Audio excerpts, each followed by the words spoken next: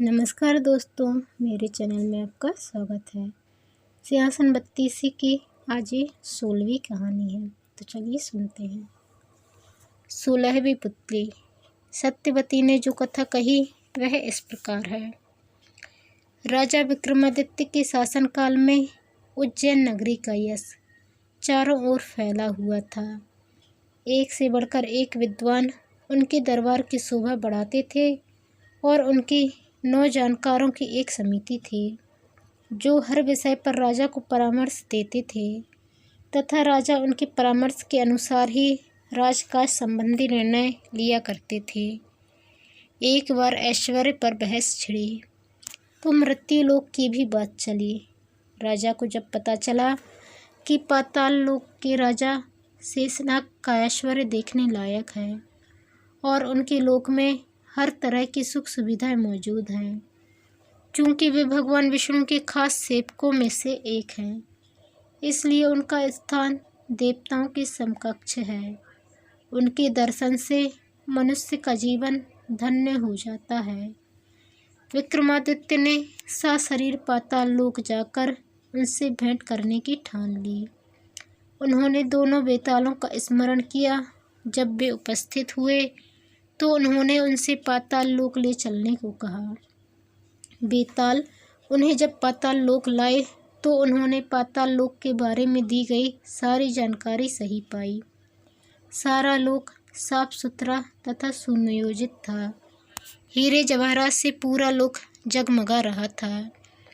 जब शेषनाग को खबर मिली कि मृत्यु लोक से कोई सशरीर आया है तो वे उनसे मिले। राजा विक्रमादित्य ने पूरे आदर तथा नम्रता से उन्हें अपने आने का प्रयोजन बताया तथा अपना परिचय दिया। उनके व्यवहार से शेषनाग इतने प्रसन्न हो गए कि उन्होंने चलते वक्त उन्हें 4 चमत्कारी रत्न उपहार में दिए। पहले रत्न से महंगा धन प्राप्त किया जा सकता था। दूसरा रत्न मांगने पर हर तरह के वस्त्र तथा आभूषण दे सकता था। तीसरे रत्न से हर तरह के रथ, अश्व तथा पालकी की प्राप्ति हो सकती थी। चौथा रत्न धर्मकार तथा यश की प्राप्ति करना सकता था। काली द्वारा प्रदत्त दोनों बेताल स्मरण करने पर उपस्थित हुए तथा विक्रम को उनके नगर की सीमा पर पहुंचाकर अदृश्य हो गए।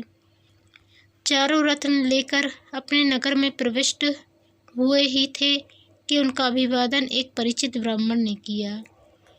उन्होंने राजा से उनकी पाताल लोक की यात्रा तथा रत्न प्राप्त करने की बात जानकर कहा कि राजा की हर उपलब्धि में उनकी प्रजा की सहभागिता है। राजा विक्रमादित्य ने उसका अभिप्राय समझकर उससे अपनी इच्छा से एक रत्न ले लेने को कहा। ब्राह्मण असमंजस में पड़ गया और बोला कि अपने परिवार के हर सदस्य से विमर्श करने के बाद ही कोई फैसला करेगा। जब वह घर पहुंचा और अपनी पत्नी, बेटी तथा बेटी से सारी बात बताई तो तीनों ने 3 अलग तरह के रत्नों में अपनी रुचि जताई। ब्राह्मण फिर भी किसी निष्कर्ष पर नहीं पहुंच सका और इसी मानसिक दशा में राजा के पास पहुंच गया। विक्रम ने हंसकर उसे चारों के चारों रत्न उपहार में दिए। Please like, share and subscribe my channel. मेरी कहानी सुनो।